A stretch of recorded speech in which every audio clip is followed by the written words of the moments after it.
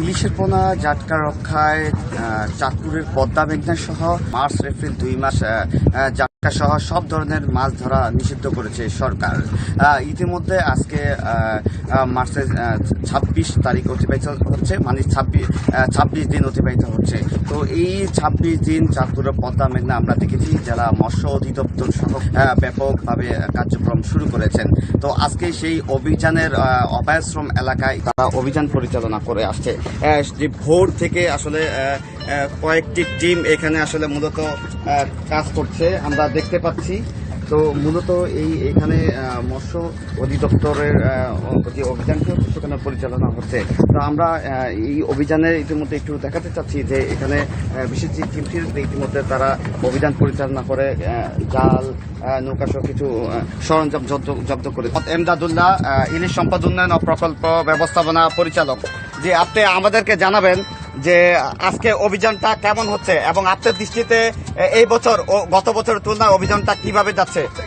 আমরা এবছর নদীকে সম্পূর্ণভাবে জাল এবং নৌকা মুক্ত রাখতে পারছি।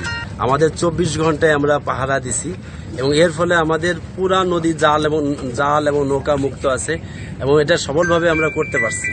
জেলেরাও এবছর তারা বলতেছে তারা খুশি, কারণ তাদের এই জাটকাটা রক্ষা করলে আলটিমেটলি তাদেরই লাভ হবে, এই মাছটা বড় হবে, মাছটা তারাই ধরবে, এই মাছের মালিক তো আসলে তারাই, এবং মাছের উৎপাদন বাড়লে জেলের পরিবারও কিন্তু তারা স্বনির্ভর হবে।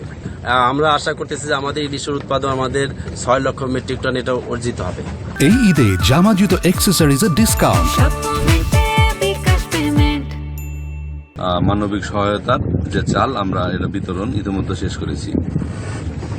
যে আমরা অভিযান চাঁদপুরের যে অভিযান হচ্ছে সেই অভিযান সম্পর্কে আসলে এখানে যে মৎস্য অধিদপ্তর রয়েছে সেই অধিদপ্তরের আমরা কথা শুনছিলাম। চাঁদপুরে ইতিমধ্যে যে 26 দিন অতিবাহিত হয়ে গেছে অলরেডি, সামনে আরও কিছুদিন রয়েছে, তারপর এপ্রিল মাস রয়েছে। তো মূলত হচ্ছে যে আমরা এবার গত বছরের তুলনায় এই বছর যে চাঁদপুরের যে পদ্মা মেঘনা রয়েছে সে পুরো চাঁদপুর নৌসীমানা এলাকায় কিন্তু আমরা দেখেছি যে প্রশাসনের যেই টহল সেটা কিন্তু আসলে আগের তুলনায় অনেক কঠোরভাবে তারা নিয়েছে। বিশেষ করে মৎস্য অধিদপ্তর তারা দিন রাত কিন্তু এই পদ্মা মেঘনায় কিন্তু অবাধ বিচরণ করে থাকেন এবং তাদেরকে আটক করে থাকেন।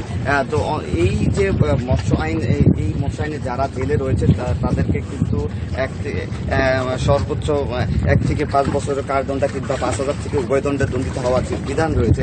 এই পর্যন্ত বলা চলে যে বেশ 5 লক্ষ মিটার কারেন্ট জাল জেলে নৌকা সহ প্রায় 2 শতাধিক জেলে কিন্তু ইতিমধ্যে কিন্তু আটক করা হয়েছে।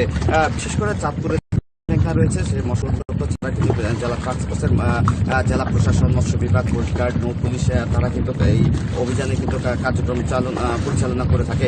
তো আজকে যে আমি রয়েছি মেঘনা নদীর